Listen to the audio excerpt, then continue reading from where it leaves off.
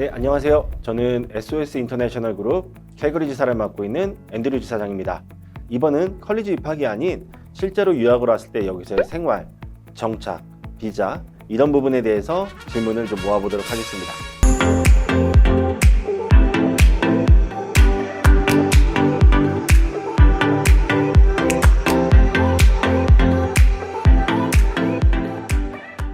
첫 번째 질문입니다. 캐나다 가기 전에 비용은 얼마 정도 준비하면 좋을까요? 라는 질문을 주셨는데요. 크게 세 가지 정도로 구분하시면 좋을 것 같아요. 첫 번째, 학비. 두 번째, 내가 달달이 생활해야 되는 생활비. 그다음에 세 번째는 초기 정착 비용입니다. 자, 하나씩 나눠서 설명하자면 학비 같은 경우에는 여러분이 입학하시는 컬리지들은 대부분 학기 제도로 학비를 받고 있습니다. 한 번에 2년치 내는 학교는 극히 드물고요. 학기별로 끊어서 4번에 나눠서 내는 경우가 대부분입니다. 생활비. 기본적으로 생활비 할 때 가장 많이 들어가는 게 뭐가 있을까요? 렌트비입니다. 네. 그래서 렌트비가 가장 한국처럼 전세 제도가 없기 때문에 여기는 월세 제도거든요. 보증금 100만 원에 월세 100만 원, 보증금 200에 월 200만 원 이런 느낌으로 가다 보니까 사실은 생활비 중에서 가장 지출이 큰 부분이 렌트비예요. 그 다음에 우리 식료품비. 아무래도 한국 식단에 많이 맞춰서 식사를 하신다면 생활비는 아무래도 올라갈 수밖에 없을 것 같아요. 세 번째가 초기 정착 비용인데요. 이 초기 정착 비용의 가장 큰 포션을 차지하는 게 자동차입니다. 자, 첫 번째 자동차, 두 번째 가구, 이런 것들이 있을 거예요. 자동차에 관해서는 제가 다음에 다시 한번 설명드리겠지만은 캐나다에서 자동차 없이 생활하기란 사실은 거의 불가능하세요. 너무너무 불편하세요. 아무리 작은 중고차라도 있어야 되고 하기 때문에 중고차에 대한 또는 새 차에 대한 차량에 대한 비용은 반드시 생각을 하고 오셔야 되고요. 가구 같은 경우는 아이키아에서 구매하실 경우 많이 저렴하게 구매 가능하세요. 저는 개인적으로 유학 오시는 저희 부모님들이나 아니면 가족들한테 항상 강조하는 말이 있는데 미니멀라이즈하라고 말씀드려요. 처음부터 욕심에 가구를 너무 많이 사버리거나 하면은 나중에 이사 갈 때 너무 힘드시거든요. 그래서 처음에 미니멀라이즈를 하셔도 생활하다 보면 자연스럽게 짐은 늘어나게 되어 있습니다. 그래서 그렇게 세 가지, 학비, 생활비, 초기 정착 비용 이 세 가지 정도 준비하시면 여러분이 계획 짜시는 데 도움이 될 것 같습니다. 자, 저는 유학을 가는데 정착 서비스 꼭 필요한가요? 라는 질문을 주셨습니다. 정착 서비스는 오셔서 잘 정착하실 수 있도록 저희가 주택 렌트 섭외라든가 자동차 구매, 장 보러 다니고 가구, 그다음에 아이들 학교 등록, 유틸리티 연결, 그러니까 초반에 정착하시는 데 필요한 모든 서비스를 저희들이 제공해 드리고 있고요. 정착 서비스는 반드시 필수라고 말씀드리긴 어렵습니다. 하지만 자녀가 있는 가족이라면 꼭 하셨으면 좋겠고요.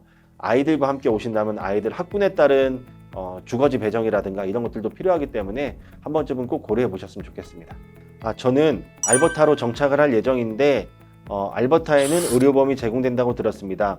혹시 알버타 헬스케어 누가 가능한가요? 라는 질문을 주셨어요. 네, 알버타주는 영주권자, 시민권자뿐 아니라 알버타주에 합법적으로 거주하고 있는 사람들에게도 무상으로 의료보험을 제공해 줍니다. 그 대상자는 누구냐면 반드시 워크 퍼밋 또는 스터디 퍼밋을 소지한 합법적인 체류를 하고 있어야 됩니다. 물론 이런 여러 가지 케이스를 볼 수가 있는데요. 제가 첫 번째 케이스를 말씀드리면 자, 아빠가 학교를 가고 엄마가 오픈 워크 퍼밋을 가지고 있고 아이들은 동반 비지터로 있습니다. 이 경우에 아빠가 만 18세 이상의 스터디 퍼밋, 워크 퍼밋 홀더이기 때문에 자녀들까지 전부 다 의료보험은 무상으로 제공이 됩니다. 자, 두 번째 케이스예요. 아이가 유학을 왔습니다. 초등학교 아이가 유학을 왔고 아이는 학생 비자를 가지고 있고 엄마는 동반 비자로 이렇게 들어온 케이스죠. 자, 이 경우에는 아쉽지만 알버타 헬스케어가 제공되지 않습니다. 그 이유는 주신천자인 아이가 만 18세 미만이기 때문에 알버타 헬스케어 신청이 안 되세요. 그래서 알버타 헬스케어를 꼭 혜택을 받고 싶다라고 하신다면 엄마 또는 아빠 이런 18세 이상의 성인이 반드시 취업비자나 아니면 학생비자를 반드시 가지고 있으셔야 됩니다. 알버타 헬스케어는 가까운 레지스트리에서 몇 가지 서류만 준비해 간다면 바로 신청이 가능하고요. 신청한 순간부터 알버타 헬스케어는 바로 적용이 가능합니다. 국제학생도 캐나다에서 직구매가 가능한지 또는 모기지가 가능한지 물어보셨습니다.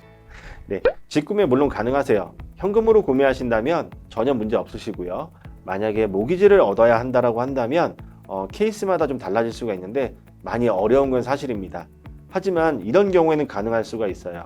엄마가 여기서 유학을 하고 있고 아빠가 한국에서 기러기로 소득을 가지고 있는 경우에는 아빠의 한국 해외 소득을 기준으로 해서 모기지 신청이 가능하다고 전해 들었습니다.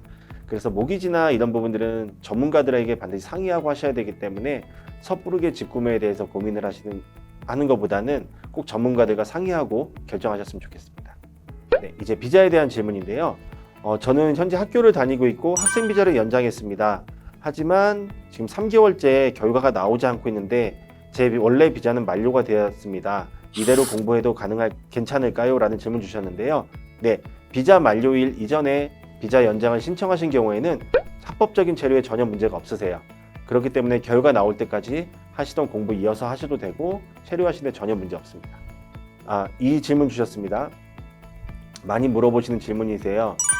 제가 음주운전으로 인한 범죄가 있습니다. 캐나다는 음주운전이 전과가 있는 사람들은 입국이 불가능하다고 하는데 저 비자 받을 수 있을까요? 저 캐나다 입국 가능할까요? 영주권 취득에 문제가 될까요? 라는 질문을 주셨습니다.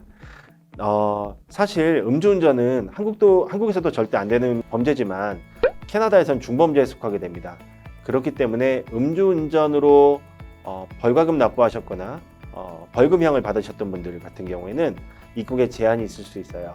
물론 오래된 기록들 같은 경우에는 일정 시간이 지나면 서류상에 나타나지 않을 수도 있지만 최근에 변경된 해외 입국 체류용 범죄 경력 회보서를 가지고 거기에 나오지 않는다고 내 범죄가 없다라고 진술하는 것 자체가 거짓 진술이 될 수가 있습니다. 그래서 혹시라도 과거에 음주운전이나 기록이 있으셨던 분들은 반드시 저희와 같은 전문가들과 상의해 주시고 케이스에 따라서 가능할 수도 또는 불가능할 수도 있습니다.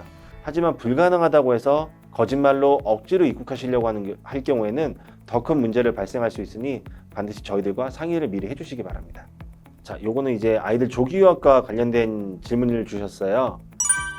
아이 혼자 유학을 보내도 될까요? 라는 질문 주셨습니다. 너무 추상적이긴 한데 네, 아이 혼자 유학을 보내셔도 괜찮습니다. 하지만 캘거리 교육청 또는 캘거리 카톨릭 교육청 같은 경우에는 만 12세까지는 반드시 엄마 또는 아빠가 동반을 하게 되어 있습니다. 그래서 초등학생 자녀들 여기에 혼자서는 절대 못 보내시고요. 중학교 1학년부터는 혼자 보내실 수 있으세요. 단 아이들이 미성년자이기 때문에 문제가 생겼을 때 누가 조치해 줄 수 있는 법적 보호자, 즉 가디언이 필요한데요. 가디언은 만 25세 이상 캐나다 영주권자, 시민권자가 할 수 있습니다. 제 개인적인 의견으로는 사실 저는 중학생까지는 엄마나 아빠가 같이 동반을 했으면 좋겠어요. 아직은 좀 정서적으로 안정도 좀 덜 됐고 또 아이들 사춘기 왔을 때 이 감정 기복이 워낙 심하기 때문에 아무리 저희들이 가디언을 잘해준다고 하더라도 엄마 아빠만큼은 되진 않을 거예요. 그래서 그런 대처라든가 또 아이들의 감정적인 부분을 좀 보듬어주는 차원에서는 저는 중학교까지는 엄마나 아빠가 꼭 같이 동반하는 게 좋다고 생각을 하고요. 하지만 고등학생부터는 좀 얘기가 달라질 것 같아요. 아이들이 자기주도 학습이 되거나 미리 어른스러워졌다거나 자기 생활 관리를 잘한다거나 이런 학생들 같은 경우에는 혼자 유학 보내도 오히려 더 좋은 케이스가 많이 나올 수도 있고 캘거리에는 저희들이 홈스테이 운영하면서 하는 관리형 유학도 있고 가까운 여기서 차로 40분 거리 스트라스모에 있는 골든힐 교육청에는 관리형 유학도 굉장히 시스템이 잘 되어 있습니다. 기숙사 생활을 하고 있고요. 그래서 그런 프로그램들을 이용해서 한번 생각해 보시는 것도 좋습니다. 하지만 절대 제가 반대하는 거 엄마한테 등 떠밀려서 오는 유학은 절대 반대합니다. 네, 또 가장 어려운 질문이기도 한데 아이들 유학하기 좋은 학년이 몇 학년일까요? 라는 질문 주셨습니다. 목적에 따라 달라질 것 같아요. 만약에 아이가 여기서 고등학교까지 졸업해서 대학교를 북미권에서 진학을 하고 싶다라고 한다면은 저는 중학교가 좋은 선택이 될 거라는 생각을 하고요. 그냥 해외에서 1, 2년 정도 공부해서 영어만 잘 잡아놓고 내가 한국으로 돌아올 거야 라고 하신다면 요즘 많이 유학 연령이 낮아졌거든요. 저는 초등학교 3학년, 4학년 많이 추천드리고 있습니다. 초등학교 1학년, 2학년도 굉장히 좋아요. 근데 아직 한글도 제대로 정립이 안 된 상태에서 자칫 혼란으로 올 수 있기 때문에 저 같은 개인적으로는 한 1, 2년 단계로 유학을 생각한다면 초등학교 3학년부터 한 5학년 사이를 좀 많이 추천드리고 싶습니다. 가장 많이 물어보신 질문 또는 네이버나 이런 데서 가장 논란의 소지가 많은 무상교육에 대해서 질문을 주셨는데요. 자, 알버타주 같은 경우에는 캐나다 시민권자, 영주권자 동일하게 자녀들을 학교를 무상으로 보낼 수 있는 무상교육 시스템이 또 있습니다. 어떤 사람들이 가능하냐? 딱 두 가지로만 보시면 될 것 같아요. 첫 번째, 엄마 또는 아빠가 워크퍼밋을 소지하고 있는 경우 아이들은 무상교육을 받을 수 있습니다. 고등학교까지 무상교육 가능하고요. 두 번째, 엄마나 아빠가 학생비자를 가지고 컬리지 또는 대학에서 2년 이상의 과정을 풀타임으로 듣고 있을 경우에도 자녀들은 무상교육이 가능합니다. 그래서 단 두 가지만 가능하다고 보시면 될 것 같고요. 만약에 엄마가 그냥 ESL 공부하면서 무상교육 받고 싶다라고 하시는 분들 계신다면 죄송하지만 알버타주는 안 되고요. 온타리오주의 일부 학교도 가능하고 BC주도 가능하고 몇 개 주는 가능한데 죄송하지만 알버타주 교육법상 불가합니다. 반드시 취업비자 소지 또는 엄마가 풀타임으로 학생비자를 가지고 컬리지에서 2년 이상 공부하는 경우, 이 경우만 해당된다고 보시면 될 것 같습니다. 네, 오늘은 이렇게 저희 인스타그램과 저희 페이스북 통해서 저희한테 질문 주신, 많이 물어보신 질문들 위주로 답변을 드렸는데요. 조금 도움이 되셨으면 좋겠습니다. 혹시라도 궁금한 점이 있으실 경우에는 언제든지 저희 카카오톡 플러스 채널로 연락 주시면 감사하겠습니다. 이상 SOS 유학센터 캘거리 지사 앤드류 지사장이었습니다. 감사합니다.